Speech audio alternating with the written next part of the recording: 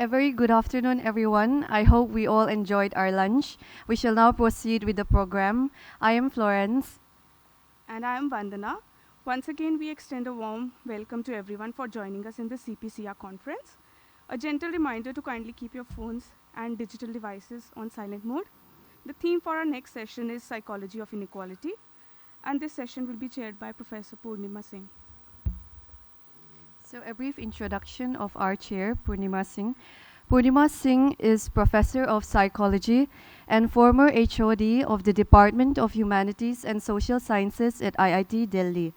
She is the co-editor of the books Perspectives on Violence and Othering in India and Identity, Multiculturalism and Changing Societies.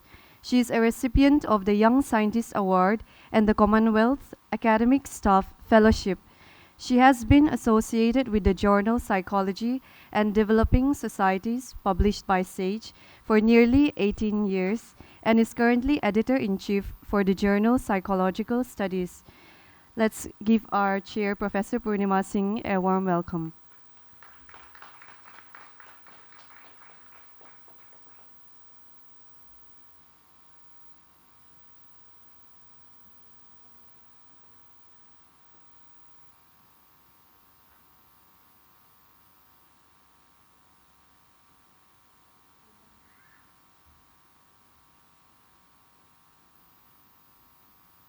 So welcome to this session on psychology of inequality.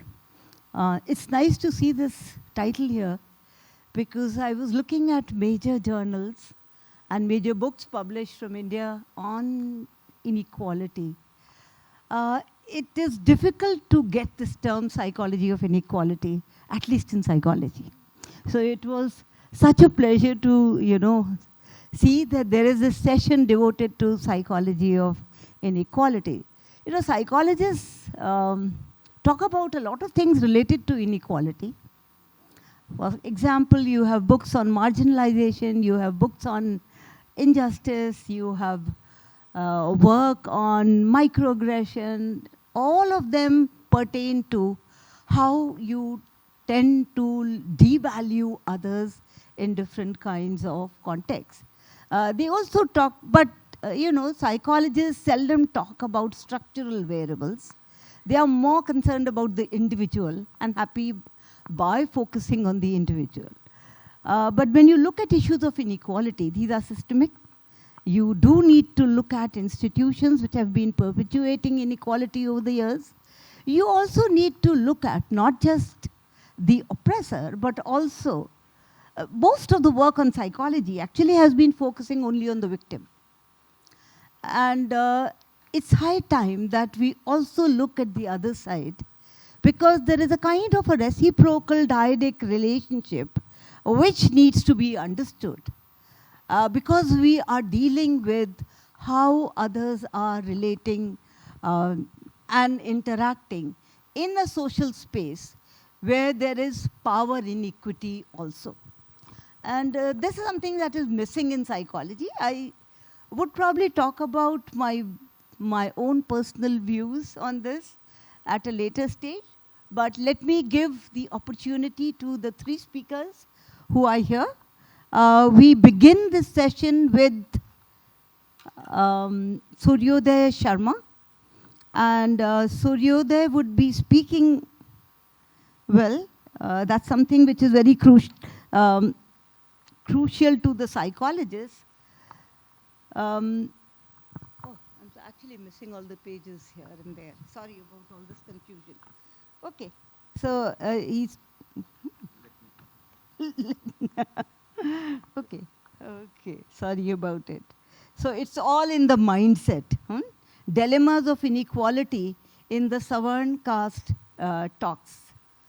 I'm reminded, Suryodaya, of Gordon Murphy's book, which also talks about, prejudice being in the mindset.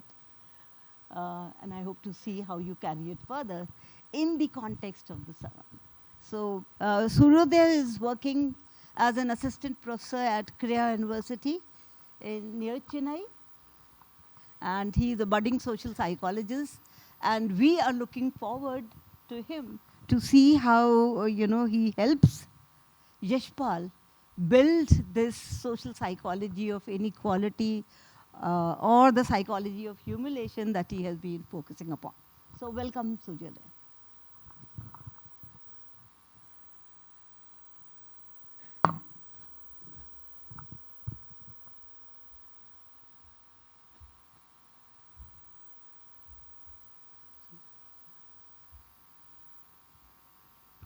Full screen, or is it going to be like this? Okay, thank you. Hi, I hope I'm audible just fine. So, first of all, it's been a pleasure and an honor to be able to stand here and share my research. I was a PhD student here, and that just adds more to this experience and what it means. And this question I have been engaging with for some time, but I feel as a research project it has been at its nascent stage, and I look forward to hearing all the comments and suggestions and questions. So, the way caste relations in Indian society are, if one were inclined to be hopeful or complacent, this is perhaps a time where one can see that caste as a system, as Natarajan would perhaps argue, that it has been challenged at an historically unprecedented levels. It's delegitimized to an extent where it's difficult to raise a major challenge to demands for inequality based on this system of caste. Then there are parallel discourses which are enjoying a certain amount of some dimensions of hegemony. For example, the notions of democracy, the notions of harm, individual rights, and perhaps what one should not be in terms of prejudiced or casteist in these relationships. But on the other hand, we also see that these architectures of caste-based inequalities, they persist and not only continue but also thrive. We see them in the material inequalities, we see SEC data, we see different all material outcomes, the average life expectancy differences between, say, historically advantaged castes and Dalit castes. We also see that there is a certain pushback in terms of the rising instances of violence against Dalits. So it's not just something that happens to a distant, abstract, faceless other, but caste relations, they come very close to individual self, family, the societies we live in, and the people we hire for employment, the educational institutions we study in, who do we rent our house to, and so on. So in so many ways, these violations of inequality, they happen very close to us. They are maintained in everyday practices, and going further, we also see that there is a not just maintenance but also active reproduction of caste-based inequalities through contestation of social justice measures, whether you think of it in terms of caste census or the recent cases of dilution of SC/ST Act, or the constant and perhaps surging the contestation for caste-based reservations. So these contradictions, they offer new challenges, new questions about how do these inconsistencies and ideological discursive challenges, the way they are raised, understood, and they are managed. And they also raise a question about what is it about the way we understand these contestations, these dilemmas, and the portfolio of our psychological resources that are at their disposal. So there is a very clear need to understand the present day realities of caste inequalities that are reproducing themselves not just in their traditional site, perhaps the way we think about it as villages, but also the new emerging sites of caste, the educational institutions, the urban spaces, and so on. So this research project tries to understand these processes the psychological underpinnings of how people, how ordinary social actors, they deliberate and justify these positions, and what strategies do they follow. And I hope to pursue this question by looking into the accounts of the groups that are most invested in reproduction of caste-based inequalities that have most at stake. That is the historically advantaged caste groups or Savarnas. And specifically how they respond to caste-based victimization against Dalits. So, social psychological literature shows that unlike many of the other social sciences, social psychology has invested substantial energy, time, and attention on advantaged and perpetrator groups. That has been accomplished through a different set of methodological and theoretical tools that I'll briefly touch upon. And one of them is the understanding of psychological threats, that unlike the way some disciplines think of ideological reproduction, there is some greater sense of agency that is delegated to the individual. And these moments, these experiences of inequality, there is a substantial amount of literature that shows they also offer these experiences of threats, such as threat to the sense of morality for oneself, for the larger group, the family. They also threaten the legitimacy of the unequal positions and resources that one can enjoy. They can also offer different sources of threat that are not just internal but also external, such as taking positions on issues of affirmative action or the moral political implications of these positions. So one of the popular tools through which they have tried to understand how these experiences are understood and mobilized and managed is through prejudice, such as dehumanization, the latent and subtle forms of prejudice, and the different forms of motivational emotional ambivalences that can shape these construals. However, contrary to the popular intuitive understanding of prejudice, prejudice is not just simple, straightforward antipathy, this strong negative attitude or belief or emotion against some other group. But scholars have pointed out that prejudice or prejudgment comes from these, and it's deeply tied to the Enlightenment movement. And over time, as these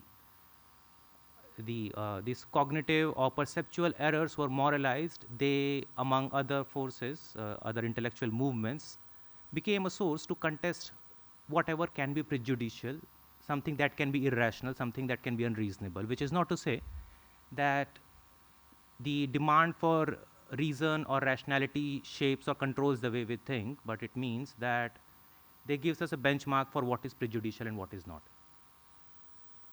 So we also see that the socio-political climate also shapes the way the prejudice evolves, changes. For example, those who cannot say outrightly that women should stay in home, they take a more paternal, somewhat positive tone. In psychology, what we call women are wonderful effect. That is also further made complicated by this problem that prejudice is a mobilizational tool. It allows certain mobilization towards certain ways of understanding relationships, harm, and so on. But the old repertoires that we have been using for reproduction of these unequal relationships, they also are contested as these discourses of individual rights, liberalism, and democracy, they assume this commonsensical understanding. They are internalized to an extent that they become part of the way we understand and make sense of things. So prejudice is somewhat of an evolving dynamic entity, and looking at it, we also see that the prejudice may also be attuned not just towards the negative antipathic attitudes or sentiments, but rather responding to the growing challenges while maintaining concerns of accountability, demands of rationality, reasonableness, and one's own positions. So moving away from some of the traditional trajectories, this research follows some of the work of Michael Billig and others who have argued that individuals are not passive conformers or the product of ideological movements, but they construct lay theories to respond to complications of everyday life in a strategic and flexible manner. And they don't need to theorize the phenomena in its entirety, but rather they often rely on what they call interpretative repertoires. That is the culturally familiar and habitual line of argument that comprise of recognizable themes, commonplace, and tropes. For example, as Ajanta Subramaniam points out, when people talk about something like, so what was your rank, or the general in a university, you don't need to go into the whole notion of the essentialized notions of intelligence or the caste or the debates around it, but invoking a small piece of that repertoire accomplishes that. So looking at prejudice allows us to explain, locate, and capture some of these processes that can help us understand reproduction of inequalities, and more importantly, the responses to it, whether through denial or celebration. Now, the research objectives of this specific project is that we are trying to look at the control and responses to the caste-based violence, discrimination, and inequality. And some of the work that tries to look at the upper caste or Savarnas, they imagine them as lacking something, whether in information or having a salient psychological relationship with their caste identity, or moral scruples, or any sense of threats, or any emotions like sympathy for that matter. And we have also found in that the old notions of purity and pollution or karma are heavily contested, about to the extent that they can mobilize these positions for reproduction of unequal relationships. So the research objective first is to interrogate the ways members of the Savarna caste groups construct and negotiate challenges for their individual and collective selves using their discursive resources in flexible ways, and more specifically, to examine the interpretative repertoires employed to mobilize positions against social justice measures and anti-caste discourses. Now, about the method, we got the ethical approval from the Institute Ethics Committee of IIT Delhi. For the study, we conducted semi-structured interviews with 32 participants ranging from 25 to 57 years, all of whom identified themselves as Savarnas in Hindu social order. The interview went something like this. We started with, do you recall any instance of caste-based violence or discrimination, whether that you have seen it firsthand or remember reading, or some second-hand source? And then the interview went on about the perceived causes, the sense of moral responsibility, emotional reactions, implications of the instance, and so on. Now, the analytic framework that we picked was focusing on the discourse as rhetorically motivated, that try to maintain the moral and rational positioning of the social actor through these responses. And while we followed a 6-step thematic analysis of Brown and Clark, it was largely informed by critical discourse analytic approach that tries to capture the action-oriented nature of language, which is in contrast to the cognitivist interpretation of these responses. When people talk about their identity, the experiences, emotions, it is not a reflection of their inner state, but they are actions in themselves. And this study focused on the historical, political, and ideological construction of the social world. That is where the critical aspect of the critical discourse analysis comes. So focusing on the adaptation to normative constraints within the conversation and social agendas that are parallel to these events, audiences, and arguments. So we focused on the dilemmas of agency, victimhood, blame, sympathy, the location of caste, and the consistent, coherent patterns of these constructions of images, meanings, experiences.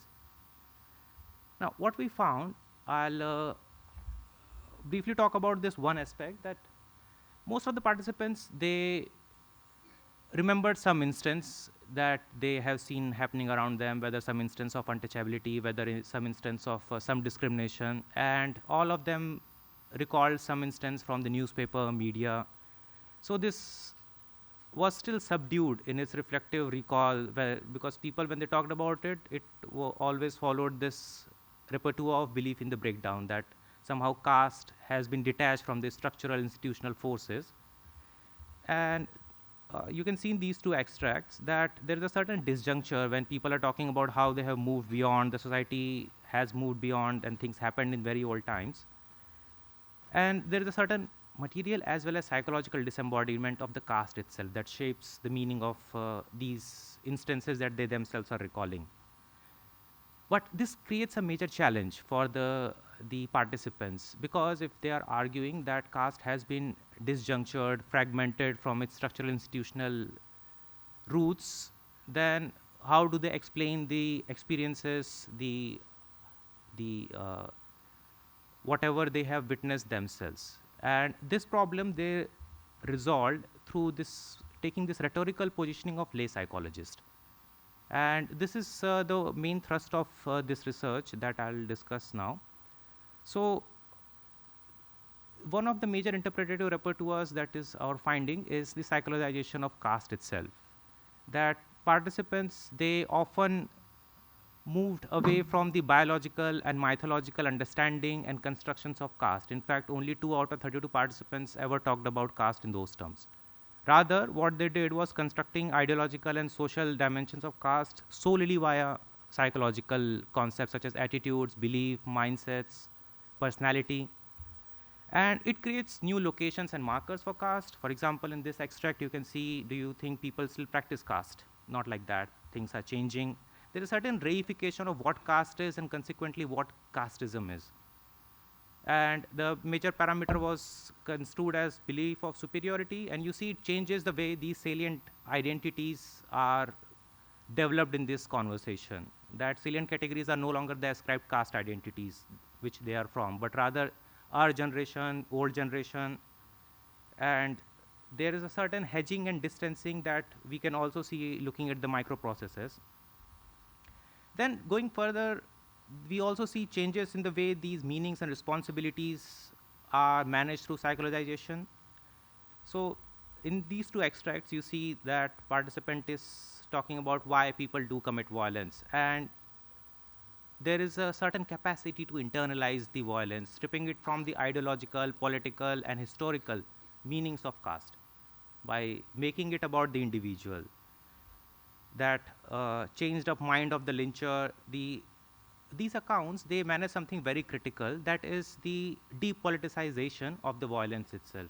It not only individualizes the violence, it strips away any historical or mobilizational quality that they have anything in common, because now the identities that they have in salience is not the shared ascribed historical ones. And these individualized notions of caste also focus on the self-regulation aspect, preconceived ideas. They naturalize the pervasiveness of caste. At the same time, this pervasiveness is limited to the individual mind rather than outside. So in this very interesting extract, I would invite you to see that there is a certain recognition that we have against the moral norms. That participant talking about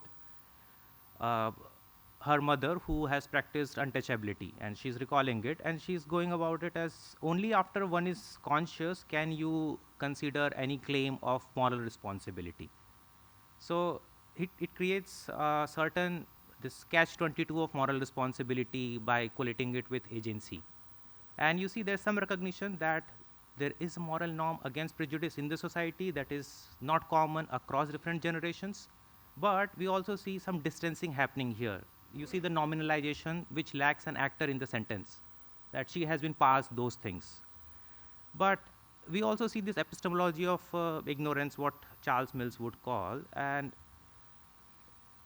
these power relations that come out in these conversations, that the meaning of these values is not a given. It's context specific, it's sensitive to the way these power relations work in real life. And people can shut down things through these self-explanatory phenomena, this matter of factual ways of putting, first of all, and so and so.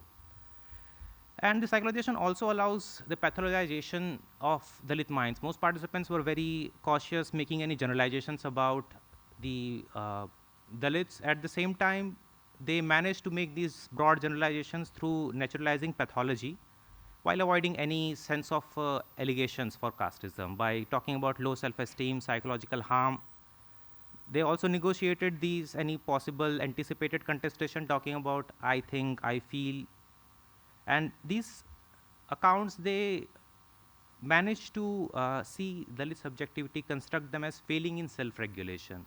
It becomes an exercise in self-help and self-governing and self-regulation. And you see that the naturalization comes out in automatically downgraded, enough cause, and with a certain factuality of it. Participants often asserted that caste-sensitive policies are inexplicably linked to persisting casteism, and they equated these measures with caste system as they reified caste system as based on employment and education. As now they argued that there is a certain deracialized system for these things, and again the racialization of it through reservation is managed through cyclicalization. They position internal as something that is unaffected and pure from external. There was no caste in me, but these caste sensitive policies were seen as bringing caste from social to psychological, and thus making these salient, making these caste, the awareness, recognition as something that can be very much casteist. And you see the mobilization here in this extract is not against the Dalits, but the target is the system. And you see also how they manage one more challenge of maintaining these positions that can be contested. Now, they also talked about the solutions. So, following a somewhat liberal narrative which presupposes and moralizes autonomy of the individual mind, they reduce anti-casteism to self-help exercise. That solutions for Savarnas are limited to increasing awareness or stop doing it. On the other hand, for Dalits, they saw the solutions again within the individual mind as somewhat moving beyond the mindset of the individual. And the agency is limited to the individual by, you see, be responsible by not doing it and consciously avoiding it. It delegitimizes certain political intervention, not for the government or the political structure. Okay. One very counterintuitive finding that we had was the coexistence of cyclicalization with culturalization. That participant often maintained what is pathological through cyclicalization, but they also managed to make the best of it through culturalization of caste, what is benign, what is somewhat more natural, but at the same time useful aspect of it. And these racial positions were seen as autonomous and natural.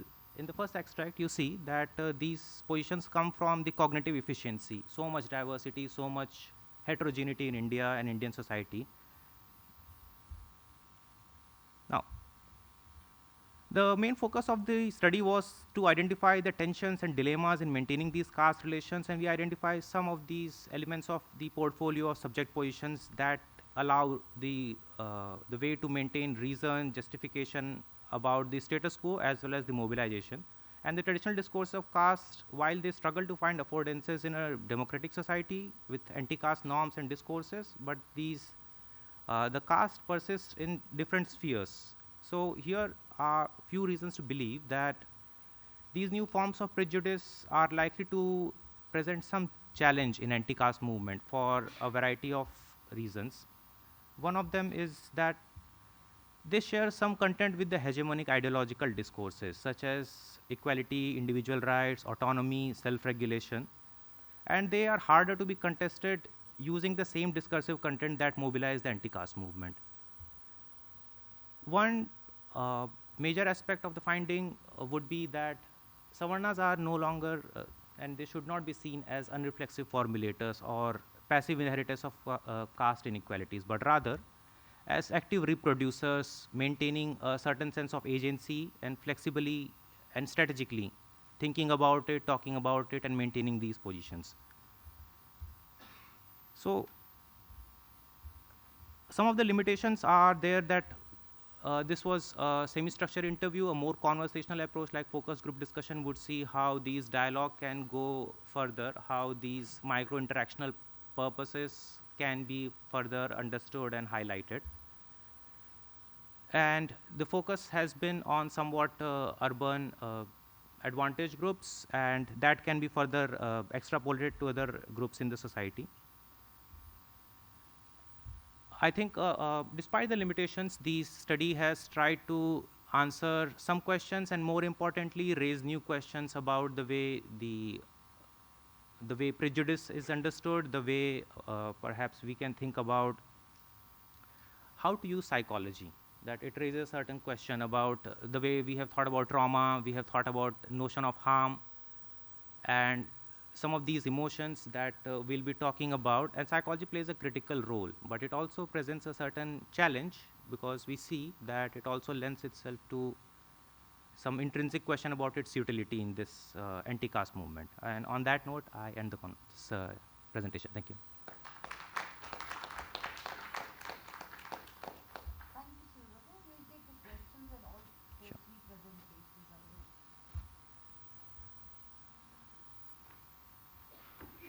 So the next presenter is Angel Sophan. She is a PhD student at Christ University, Bangalore. She's also the recipient of the ICSR fellowship.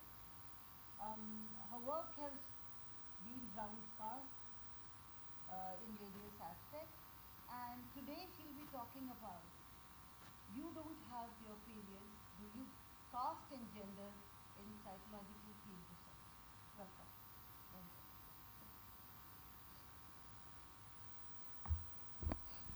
Very good afternoon to one and all present here, respected chair, fellow scholars. Last year when I completed my field and wrote my experiences down in a document, I did not expect in my wildest imagination I would tell it to a room full of people. But as luck would have it, I'm instead telling it to an auditorium full of people. I think to sit here and to talk about one's research, aim, findings, methodology is one thing. But to stand here and to talk about yourself, your background, academic and otherwise, is a different feeling altogether. I am partly aware and hugely unaware of what am I exposing myself while doing this. The paper is born out of a space which is unfiltered, raw, vulnerable, and honest. My PhD research, so the field is part of my doctoral study. My PhD research looks at caste identity formation among Brahmins. Tamil Brahmins is what I focus on. And I employed a focused life history interview schedule where I look into childhood, adolescence, adulthood, etc. In doing so, I have also tried to grapple with my own identity. So, due to lottery of birth, I was born into a Kerala Christian family. I was primarily brought up in Coimbatore, Tamil Nadu. I moved to Bangalore for my master's and I've been there ever since. I gave this brief history of migration only to say that I cannot identify myself to one particular place. I think I go by the identification of South Indian and South Asian at large. Growing up, caste was not part of my conversations, actively or passively. But this is not to say Christianity is devoid of caste. Now, coming to my academic self, I completed my undergrad and postgrad in psychology. I always did read books, but I read it more ardently and voraciously during COVID. And by chance, I came across books, Pyre and Black Coffee in a Coconut Shell by Perumal Murugan, Coming Out as Dalit by Yashka Dutt, Ants Among Elephants by Sujata Gidla. These were my initial introductions to caste. And I remember feeling extremely unsettled and anger being a very constant emotion. And the more I read, I could see that any sort of literature I engage in, research or otherwise, it only focused on the community affected by it and never on the community, the community that enforces it, or the other end of the caste spectrum. So this is also where my research is born from. And this is also a period where I'm completing my master's and I'm thinking of doing PhD, but unsure of what to do. But caste kept gnawing back at me. And I was like, okay, why don't I do caste and psychology? And I Googled caste and psychology to acquaint myself with the field. It yielded no results. It then dawned upon me how caste was never part of my classroom discussions. Caste never entered my psychology textbooks. It never entered case studies, exams, nothing. I was passing through an extremely utopian sense of the world. So I established my um, academic and personal self because researcher does influence the research process. Now navigating the field, I created a call for participants. I circulated it. And the most common response I used to get was the Brahmins I know, they are in the US. So back then I was focusing to do face-to-face interviews. I thought I was hitting a wall in 2 days. And then one afternoon I get a message with couple of numbers and contacts and be like, Angel, I think you can approach them.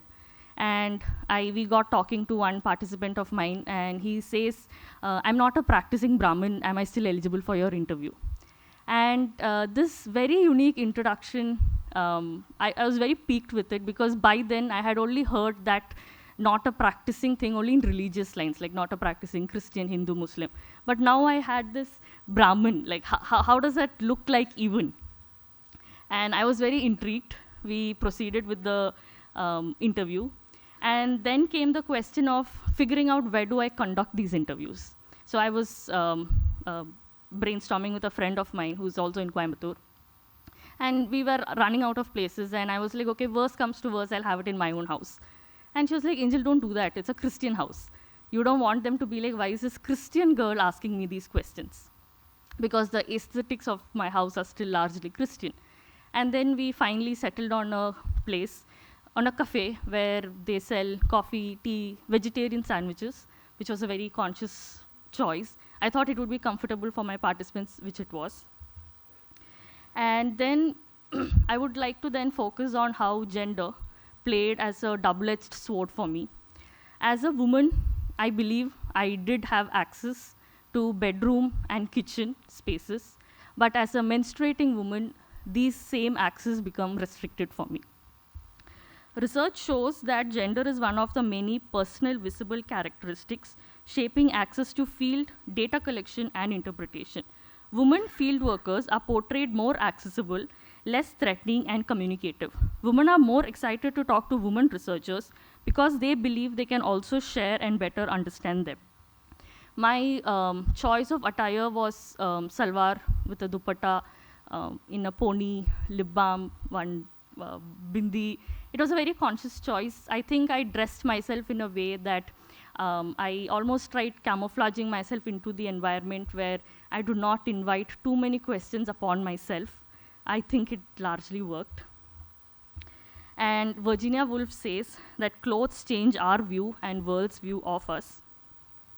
Interviews were mostly conducted post-lunch, 2 o'clock, 3 o'clock. It was a time agreed upon consensus. And where I come from, my house, my staple food is rice. We have mori curry, which is like a seasoned buttermilk curry, and fish. So yeah, I have my lunch. I cycle to my the cafe. And after eating lunch, what do? I wash my hands, I rinse my mouth, I go down. And when I'm about to step out, I'll be like, oh, did I actually wash my hand? Did I actually rinse my mouth? I used to go back to my house, repeat it, again come back. And I don't know how much time passed since I actively noticed this behavioral change in me, that I was just too scared to approach them because I thought the fish smell would sort of throw them, and that would jeopardize my entire research. So I don't know how much time actually did pass then for me to realize that. And then my interviews, I largely mirrored my participants' reactions. If they smile, I smile along. If they nod, I nod along. The comments could be sexist, casteist, religious, discriminatory in nature. I never reacted to any of it. I conducted few interviews in my participants' houses for which they invited, and they were comfortable with it. I remember being given coffee, tea, water, and I think I had a feeling of I did not know how to do it. I thought if there was an expected way to do it, or if there was a correct way to do it, to which it was. I later learned from my participants' 8-year-old kid that water, you don't sip and drink. The container doesn't come in contact with the mouth. And tea, you sip and drink. And then I ate lunches with them, and I used to not immediately eat lunch even if I'm served. I used to scan around the table and then follow suit if there was a correct way to do it, like this after this after this, to which it was. I also wanted to know if I'm served in a different plate. In my eyes, it did not look. Then later through the course of interviews, I learned that only they would know if I'm given a different plate. And then because the community I am interviewing is also fairly new, my entire research focus, like it could proceed only with the lead or further contacts my participants would give. So I asked one of my participants, and one evening we finished the interview, we were just brainstorming, do you have further leads, etc. I got a new lead. I thanked them. I'm going towards the lift, and she calls me from behind. She's like, Angel, do you have ethical clearance? And I am like, yeah, I do. And both of us nod in acknowledgement because she remembered reading it in my informed consent form. She was like, no, one of my friends was asking if I have ethical clearance. And I was walking back home after that interview, and I could not help but think one of the most exploited populations in academia are Dalits and Adivasis. And I thought if they would ask the same question to their researcher, like, do you have ethical clearance to approach and ask me these questions? One other incident that I would like to share here is one very big incident that sort of changed the entire dynamic of how I proceeded with my research. I go to a participant's house. We sit, she asked me to sit. She comes to the interview making sure that her mother-in-law wouldn't require her anytime soon, her husband wouldn't require her anytime soon. She sits and she's like, Angel, you have 1 hour before her child comes from school, so I have 1 hour. We start with the interview, we go along, and halfway through the interview, her husbands want tea. So she pauses the interview and she runs to the kitchen. And then I'm waiting here, some time passes by, and then she's like, why don't you just come to the kitchen? We'll finish the interview here. So I go to the kitchen, like I'm entering the kitchen. So like one leg is inside kitchen, one leg is outside. I'm just entering, and she's like, you don't have your periods, right? And I'm like, no, but I did. I lied. I freaked out. I freaked out. I lied. I'm entering, and she's like, then she goes on to say, no, they see, in Tamil, like, romba ipdiyella paapanga, like there's so many purification rituals here, that's why. So I enter the kitchen, I sit on some makeshift thing, my phone recorder is on top of some milk container, and we proceed with the interview. So the initial plan was to finish the interview with her, go to the shop opposite to her house, buy a sanitary pad from that shop, and then go home. This was the initial plan. But while sitting in the kitchen, I realized that she can see people in that shop, like some vague idea she can get of what people are buying from there. I did not want to risk. So I don't even go to that shop. I walk an extra mile. I go to the shop in main road, buy the pad, and like second row is sanitary pad, and the third row, you have these soaps, bathing soaps. So there is a soap called KP Nambudri soap. Nambudri is Kerala Brahmin surname. So my immediate instinct reaction was to take my Instagram, go to the story and be like, in India, even soaps are not devoid of caste. But then I don't do that. I resist my impulse because I was getting a lot of leads, lot of participants, voluntary participation through Instagram. So I thought this story might throw them off. And I think safe to say that I was not myself at all during my field work. And because of this entire feeling I had of what if I get caught, and coupled with that, I felt everything was at stake because of my periods. Because going to people's houses would be an issue. And so during my course of interviewing Tamil Brahmins, when I'm looking into their migration, everybody who's settled in Coimbatore has come from a place called Tanjavur or Kumbakonam or Kalpati, which is in Palakkad. Tanjavur and Kumbakonam are like the hub of Tamil Brahmins. Everyone has some migrational history from there. So one participant of mine asked, Angel, do you want to go there with me someday? Christmas holidays, I'm planning to go. And I jumped on the idea that I would see these places finally with an insider. So going to that place and having periods would be useless because I can't enter any temples. I will have to sit in some corner of some house, eat in a plate which is kept reserved only during periods. So along with the the fact that I want to, I mean, of course, the thing of, I'm sure everyone can be like, you can lie and you can hide about, you know, if people ask, you can just lie. But I think there's so much you can't hide. Your cramps, headaches, I can stain my pant, I can stain where I'm seated. I have to go to a new place, to a new city, figure out where to dispose, make sure I dispose it in a way that they won't ask or raise some questions. Neighbors won't see what I'm disposing. There's a whole arena of things I have to be bothered of if I have a pad to dispose. And along with this, I've also had a medical history of, instead of bleeding once a month, I used to get my periods twice a month. So just before starting the field, I just got that. So I was like, okay, I think my research won't go anywhere if I were to bleed. So it was a very conscious decision, medically and research-wise, to be on a oral contraceptive pill during that period I conducted my field, which would actually help push the period, and I was able to do the field. And studies show women rely on menstrual suppression technologies in extreme environment. Physically, my field was in extreme, but I would like to ideate caste barrier to an extreme environment. Coming from psychology background, I did not know how to do a field study. I don't even know what constitutes a field.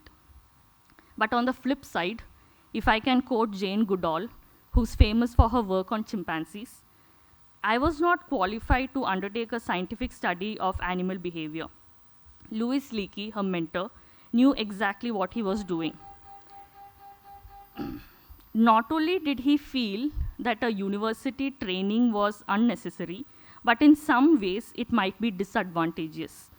He wanted someone with a mind uncluttered and unbiased with theory, who would make the study for no other reason than a real desire for knowledge.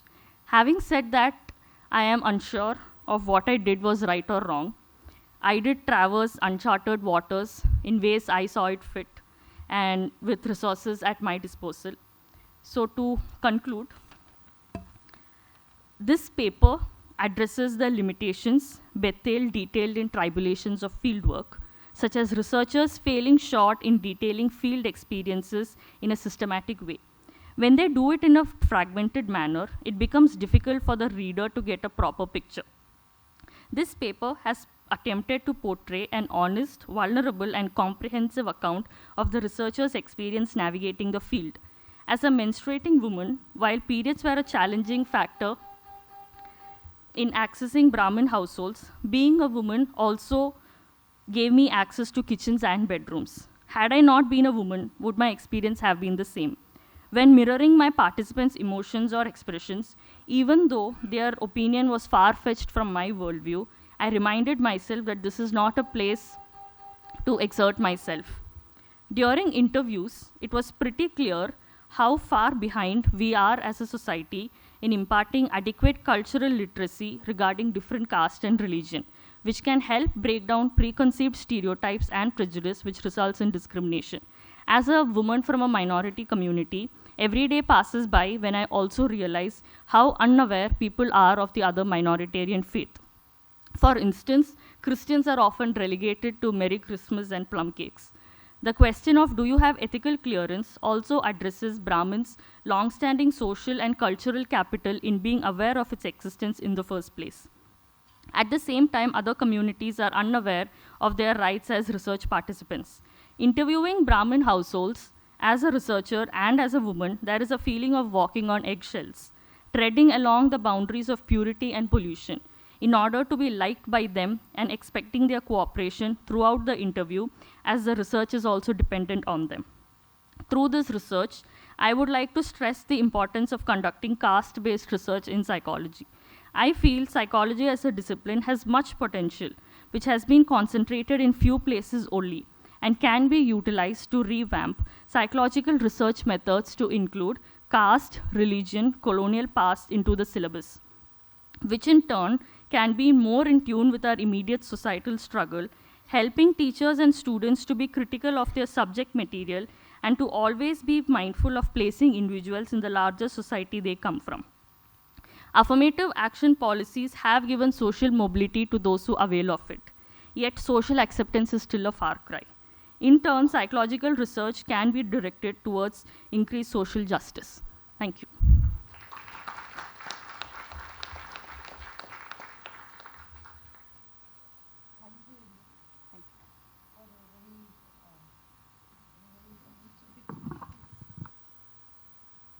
For the very intricate issues that a researcher faces when you are looking at various aspects of inequality, which otherwise one is not even aware of. I'm sure it will raise lots of questions, but we'll wait for them. May I now request Dr. Yashpal to discuss his paper, Emotions of Inequality, Humiliation, Rhetoric in the Speeches of Dr. Babasaheb Ambedkar. I don't think so Yashpal needs any introduction here. He's our colleague and an associate professor at the Department of Humanities and Social Sciences, a prolific researcher, and also a social activist, if I can call him. So he's a blend of both. Welcome, Yashpal. Thank you. Thank you.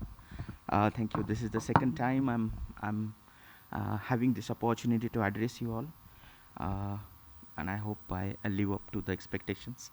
So I would like to begin this paper by a quote from Thucydides, Greek historian Thucydides, who said, "It may be your interest to be our masters. It may be your interest to be our masters, but how can it be ours to be your slaves?"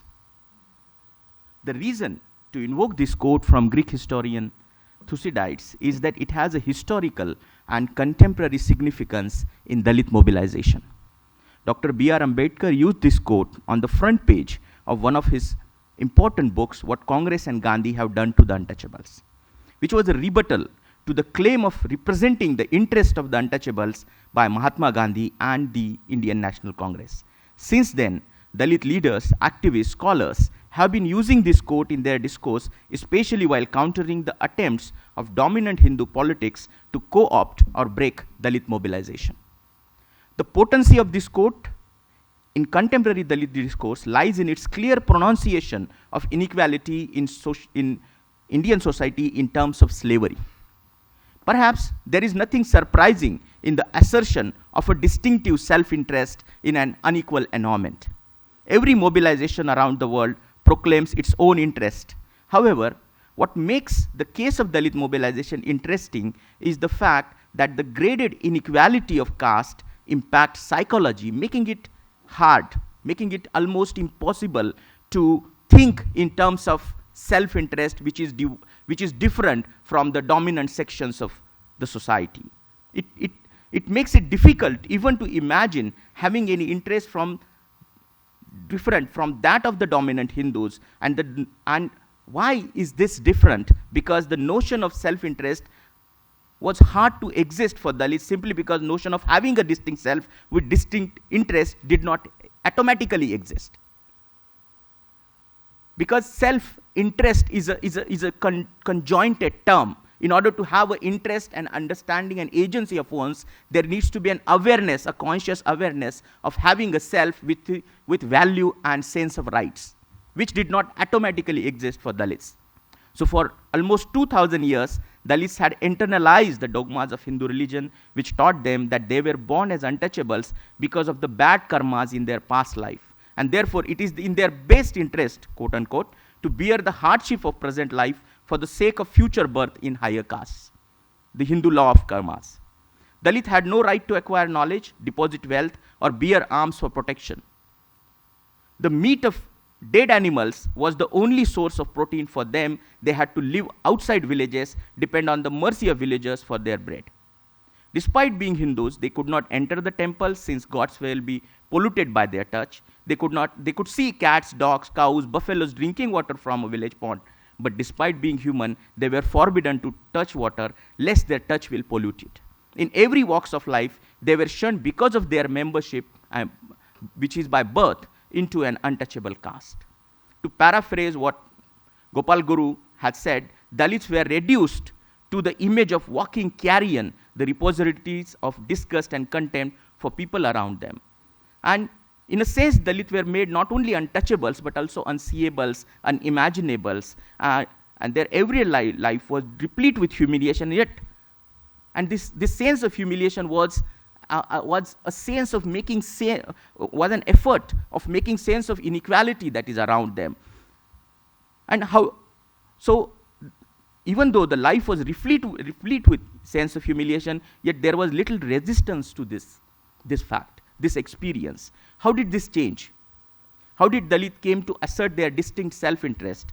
In this paper, I consider how Ambedkar constructed and used humiliation to mobilize social change in Indian society. We know that there has been a lot of work along these dimensions by many able scholars in humanities and social sciences. My approach is to approach Ambedkar as a psychological thinker, as also a psychological activist who foregrounded the question of self-respect. And self-respect not just in terms of approaching self-respect as a social construct, but approaching self-respect as a cognitive construct, to build people's selves. And we know that the selves reflect society. So the construction of self was parallelly a construction of a new society. So I approach Ambedkar from a psychological perspective. But what do we find in psychology? Psychology has ignored the psychological perspectives developed by anti-caste thinkers and activists, notably that of Ambedkar. Psychologists have either completely bypassed or discredited Ambedkar as a political activist beyond the realm of proper scientific thinking. They did not take him seriously as a psychological thinker. That's what I mean.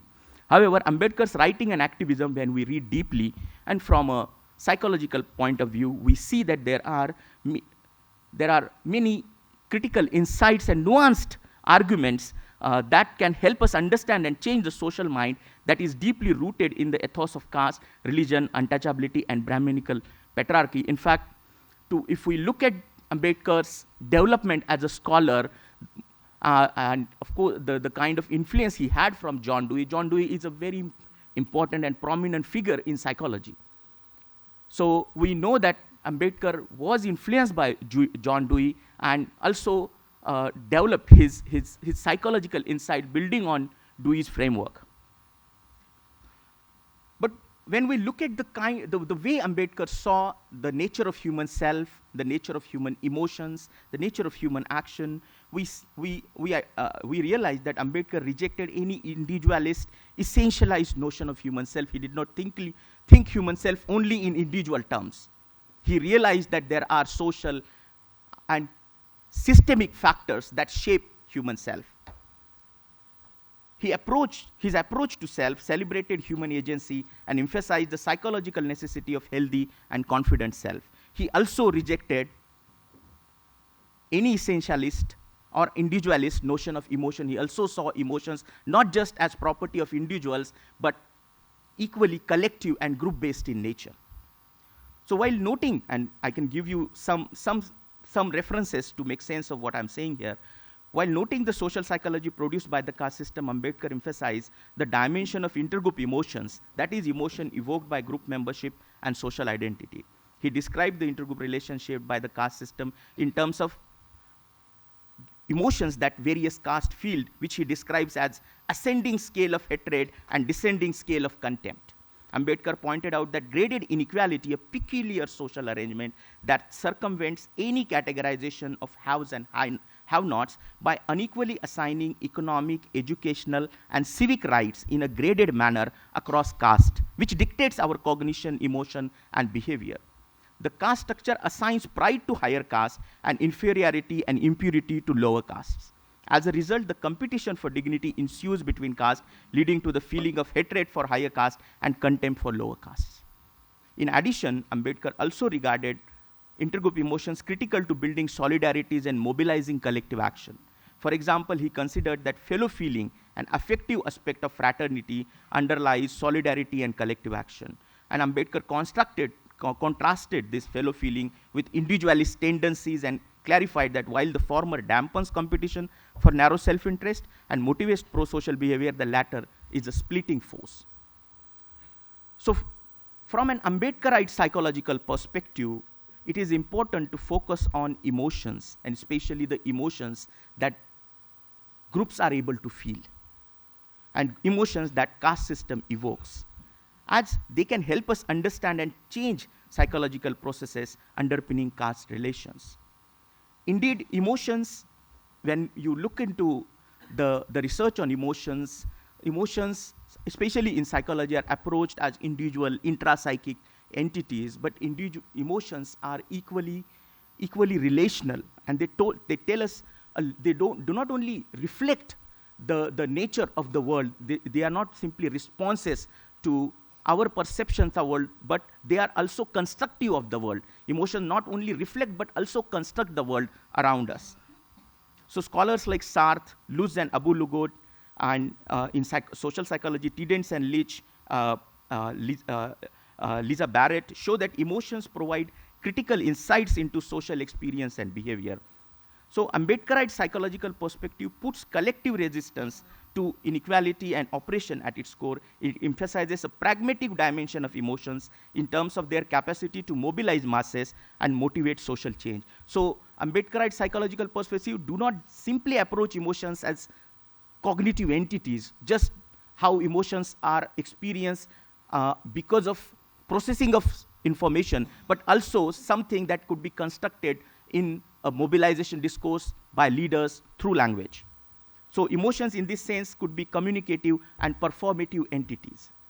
So let me take you back to the very start of Dalit mobilization, the period of late 20s and early 30s, when Ambedkar arose as a charismatic leader of untouchables and initiated an uncompromising collective struggle against inequities of caste system. To be precise, we'll look at how Ambedkar mobilized Dalit masses during the years 1927 and 1936. And why are these years important? Because they represent important mobilizations such as Mahar Satyagraha and Dharmantar movement. Mahar Satyagraha in 1927 and Dharmantar movement in 1936. So Ambedkar uses humiliation to talk about the rights of untouchables. And let us look at, so what I have done is I have looked at the speeches that Ambedkar gave, key speeches from 1927 and 1936, and comparatively analyzed them. In the way, especially focusing on how humiliation is invoked and what is it meant to do. What sort of action humiliation is supposed to perform. So the first thing to be said that Ambedkar's speeches are replete with mention of humiliation. If you read it deeply, he often goes back to these dimensions of self and emotions and invokes humiliation. Consider, for instance, the following passage from 1936.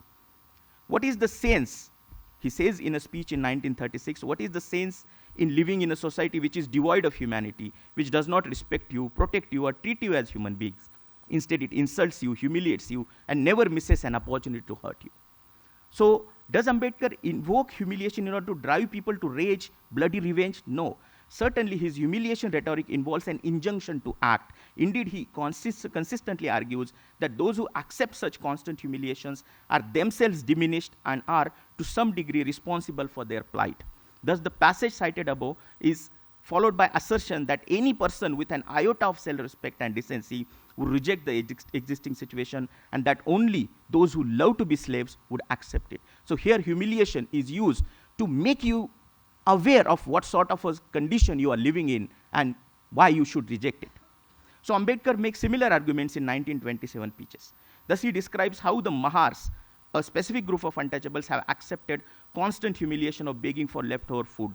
He describes how they have lost self-respect and dignity and concludes that it is most shameful to sell your humanity for a few stale crumbs. Here again, you see Ambedkar using humiliation to provoke this sense of self-respect among the audience. And when we look at the speeches from 1927, this is how Ambedkar starts. Touchable Hindus are so kind and peace-loving people that they never do violence, never harm anybody. They worship and protect harmless animals like cows and also harmful serpents with equal respect. One soul pervades all creatures is their principle. But these same noble touchable Hindus prevent people of their own religion from drawing water from lake.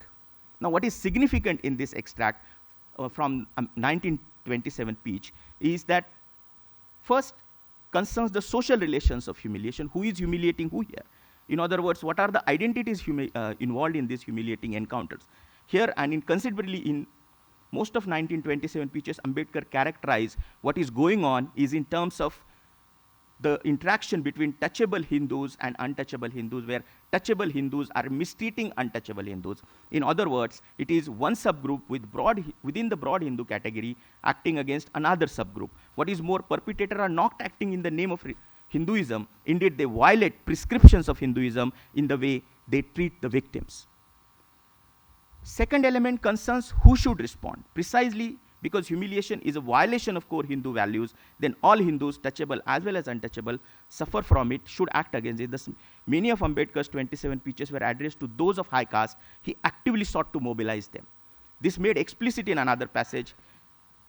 He says, untouchability has diminished the practical ability of the, sorry, I think I lost the thread here. This movement for removal of untouchability is in true sense a movement for nation building and fraternity, because untouchability harms all Hindus, irrespective whether you are touchable or untouchable. So here you see that Ambedkar emphasizes if untouchability is a violation of Hinduism which harms all Hindus, the obvious response is to make sure Hinduism does live up to its true identity by changing its discrepant practices. That is by abolishing untouchability. Again, Ambedkar makes this explicit through his speeches. The work of reform, he argues, is not only in our self-interest, but in the interest of the nation. Hindu society cannot survive unless the discrimination is eliminated.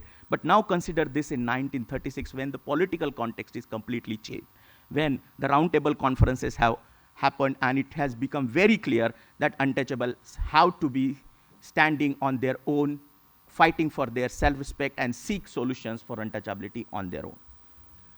In 1936, this is what Ambedkar says. We practice casteism, we observe untouchability because we are asked to do it by the Hindu religion in which we live. A bitter thing can be made sweet.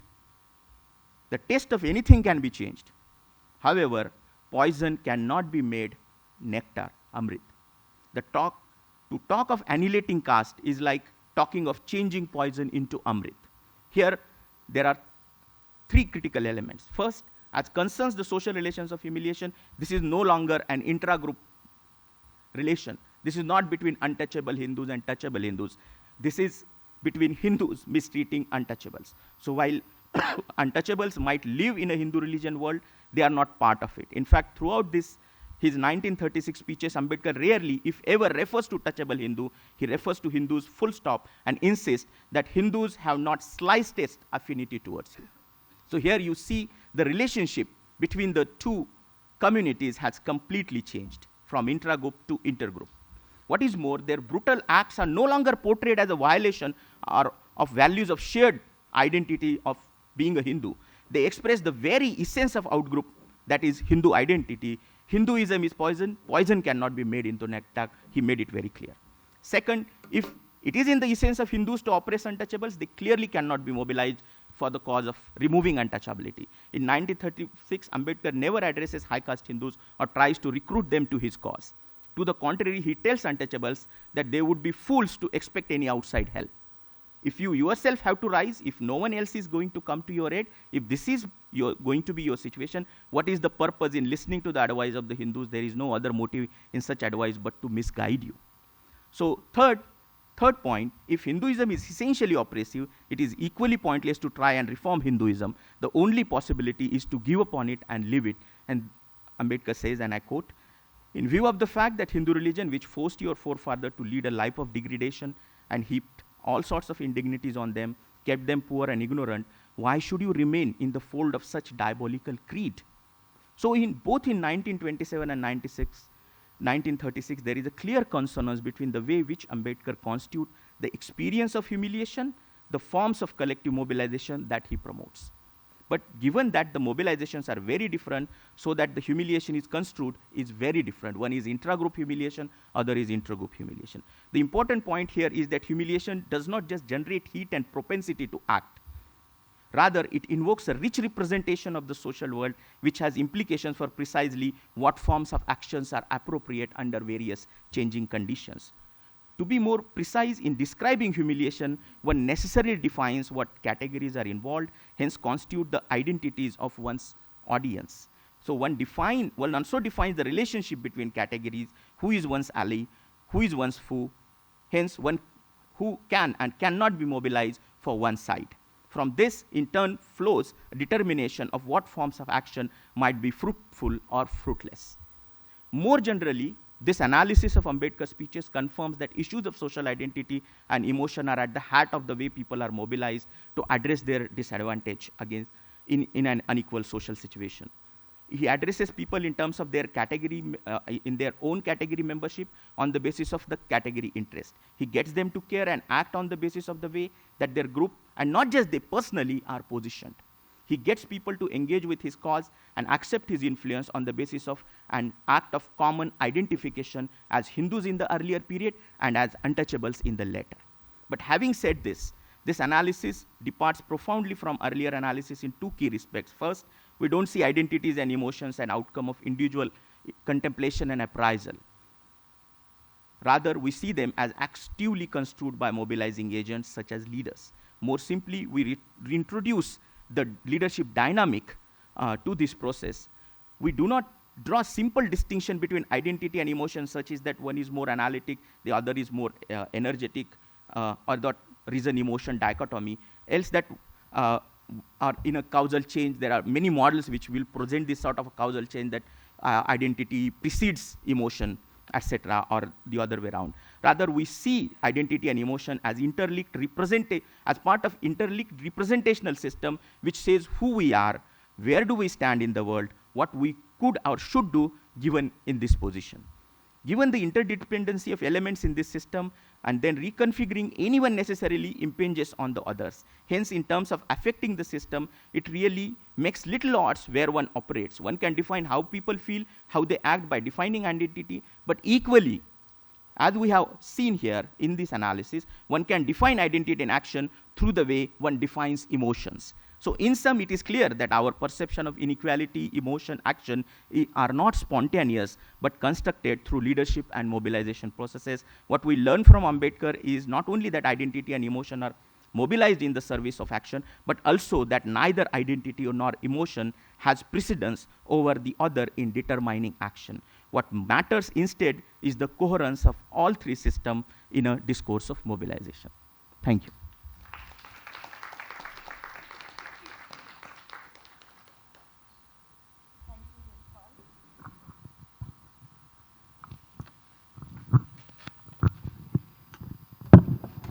Thank you, Yashpal, for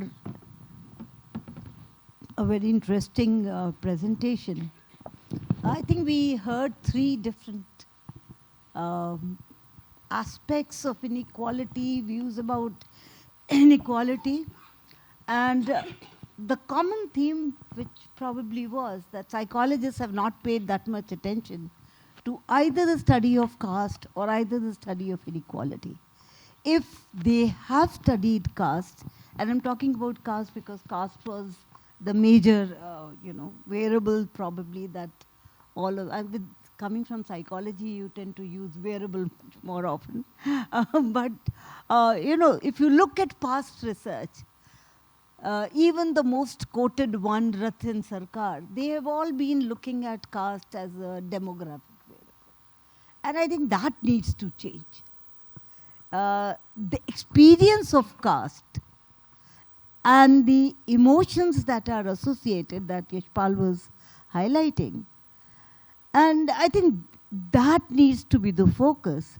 Otherwise, we would be just scratching the head and not being able to understand how inequality, or for that matter, caste inequality, or even gender-based, they actually impact the people who are experiencing it.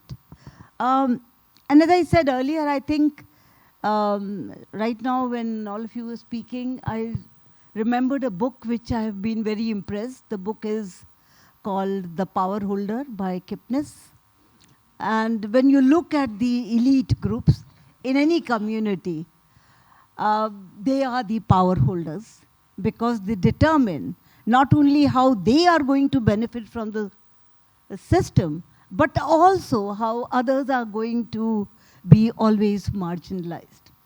So also, since I do some writing on psychology in the majority world, that's what I have been actually focusing upon in the last couple of years. I was reminded of many things that happen when you have a different lens of looking at certain phenomena.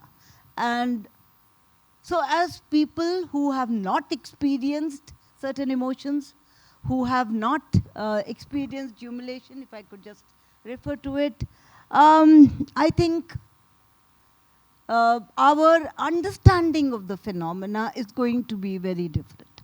Not just that, only when you belong to a particular group and you have that experience, you are able to specify the needs of the group, the needs that need to be focused upon. Otherwise, in the majority world literature, we use the term topic blindness. You are blind to the issues of that group. You tend to see it from your lens, which may not be the actual lens.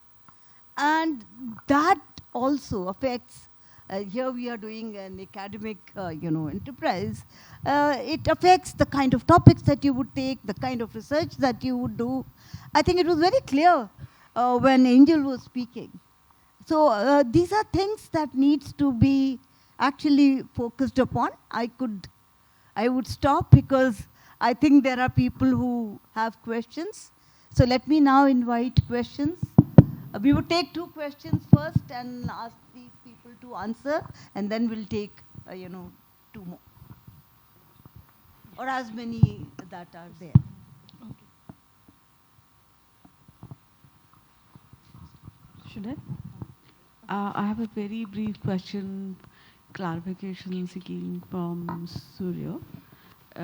So we know, of course, that Ambedkar's view about, which I had mentioned in my talk, about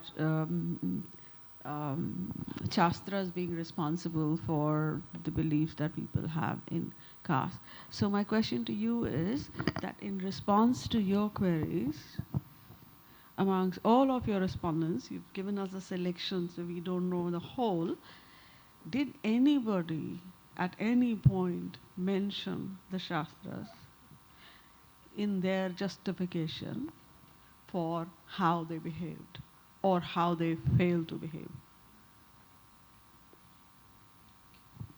Okay. Yeah, my question to Suryodaya Sharma. So in your research, you use the term Savarna for to qualify all your respondents. So can you a bit extend upon who are these Savarnas? Because see, in the post-Mandal context, the propaganda made Dalit as the signifier and the OBC as signified. So the signified of the merit question and also the developmental aspects of the whole nation and nationalism, all that is constructed during this period. And Satish Deshpande looks at as the particular emergent categories as those who are benefiting from the reservations and those who are not. So this actually categorized OBCs and Dalits into another category. Maybe that category is not evident in terms of, touchability, untouchability aspects, because we often see Tamil Nadu context, it's the OBC violence against Dalits and much more than that in many other parts of the country. So in that context, was there any qualitative difference in the way the OBCs responded to caste discrimination than the Brahmins and the upper castes? Upper castes who don't benefit from the reservation, and we have many layers of, Brahmins also, by default not benefit from the reservations. That's my question. Yeah. Since I'm asked to take only one round of questions, one question I can include in this round. Is any question? Ma'am. To ask a question? Yes, thanks. Thanks for all the presentations. And I think the chair was mentioning about that it has been a different in terms of when we say addressing caste in psychology. But I would say that, in fact, addressing Brahmin in academics has also not been there. So I think that's what I think Angel is doing. And that is what actually would make some difference. The way things have gone for last 75 years or so, or maybe 100 years or so, actually the perpetrator of the discrimination has not been addressed actually. It is the other way around. And that's where actually we are prescribing the medicine to the to the victim. Actually, we are not prescribing it to the person actually who is perpetuating it.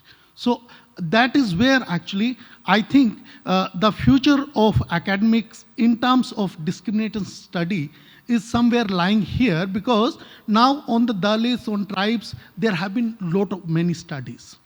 But the studies have not actually focused on those who actually discriminate and who have been perpetuating different kinds of violences. Thank you very much.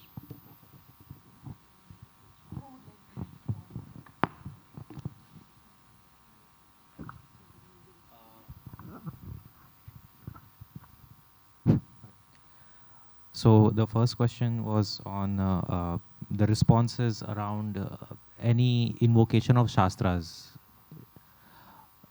Actually, that is something very interesting that I found. So some of the questions that I also asked was about whether they feel any guilt or shame. That some of the questions that we would have thought, even if we don't find the answer, we'll see how they go about it. So there were two references which I think can very closely fit that question. One was when this one Uber driver was talking about what caste really is, and he said it's Aadhaar card. That there is something about, it has everything about you, it tells things. And it's like Kundli, that astrological chart that is given with, when you're born, and you continue with it. And at the same time, with those references, the capacity to do things with those references, there's limited rhetorical capacity. And some of the questions that I was interested in, how do they think about discrimination? And it turns out they said there is a certain claim of lack of agency, and that's where Shastras were used. Where is it coming from? It becomes a question of invisibilizing the subject. And that's why in my data, I did not find many references explicitly going there, because they had limited utility. The strategic function of it, for when they're talking about SC/ST Act, how Dalits have become too agentic, or whether the reservation is a major problem. Shastras do very little to answer those questions. The ideological capacity to respond to these new challenges, it is very interesting in its own way. I would say that there is...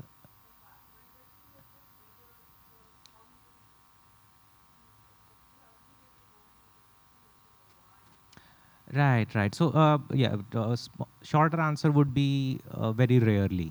It mostly goes into finding any... they did not feel the need to go there, I would say. because the questions demanded a different sort of strategy to navigate the questions of morality. And again, why that question of morality and rationality, legitimacy, they come from a different discursive tradition than some of the traditions that you're referring to, if that makes any sense. Okay. Now to the, pardon me? Okay. Sure. Now to the next question. When I say Savarnas, I am referring to those who are traditionally, the term upper caste does not say it very clearly what it means. My participants, all of them were what you would call twice born, not really focusing on the OBC or other participants. And that actually was the focus of the study, because to maintain who should feel most threatened or who should be mobilizing, where do these elite discourses can be located. The Savarna seemed like the ideal set of participants on that. And that is where I think one limitation and one future direction for the research comes in. That even though I have talked about the interpretive repertoire, how does it really play out? If I'm going to argue that it's very flexible, it's subject itself to assembling of, according to the purpose, then it also means that if I look at the other groups, I'm going to find different strategies towards different ends. But if this helps in some of the other studies that I looked at, this was part of a much larger project. I found that OBC participants, they express the highest degree of what we looked at as the traditional forms of prejudice, the more blatant forms about people entering into kitchen, even higher than the participants from the higher caste. And the higher castes were reporting much higher degree of caste blind forms of prejudice, which also tells you that they might be resorting to different brands, different versions, different functions of prejudice, because their own place and their trajectory into broader society, that also shapes the prejudice they're going to resort to.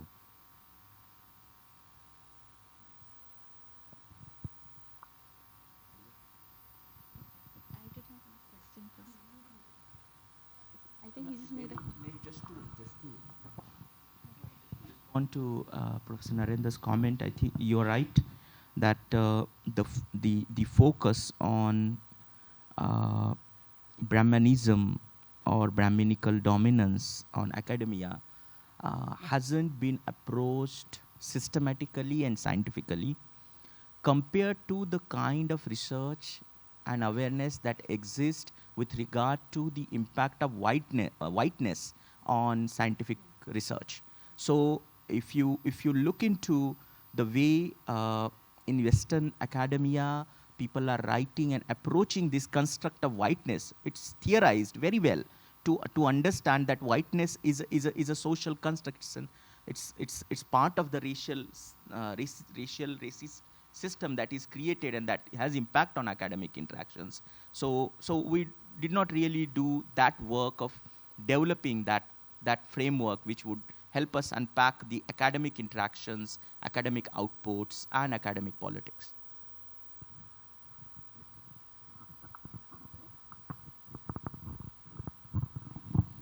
Hello.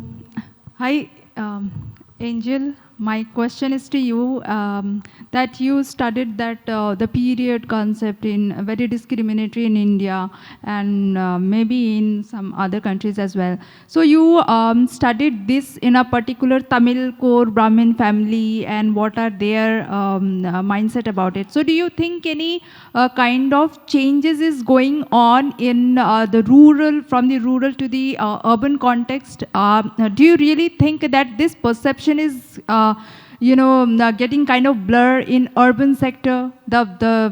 So your reflection on that only, sir. Thank you. Yeah. Anybody else would like to? Sorry. We can take the discussion during the tea session, quick tea session.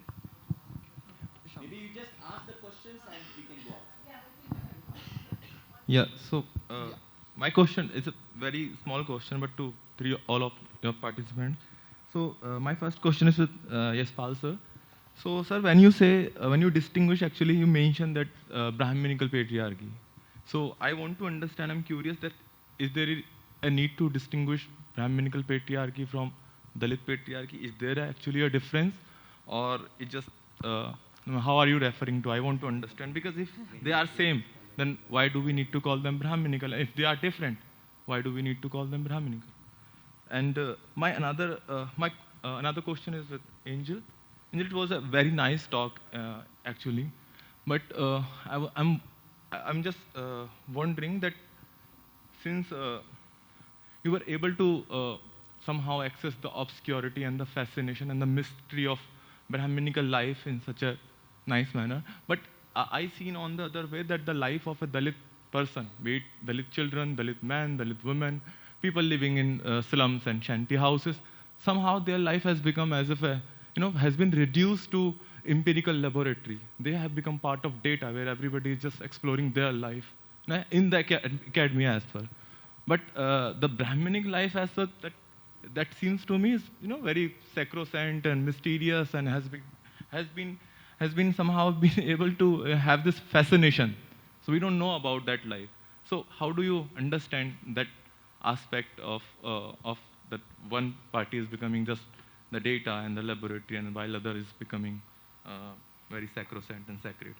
My third question is with sir, is that you mentioned that this increasing violence and the persistent nature of the caste-based violence, and in your interview you also mentioned that you asked one of the interview that do you remember the caste-based incidents that they have happened to? So I was wondering when that the nature of caste-based violence is very structural and symbolic, where not everything is very much explicit, and where you don't have a subject to identify on whom the violence is inflicted, or somebody who is inflicting the violence very clearly.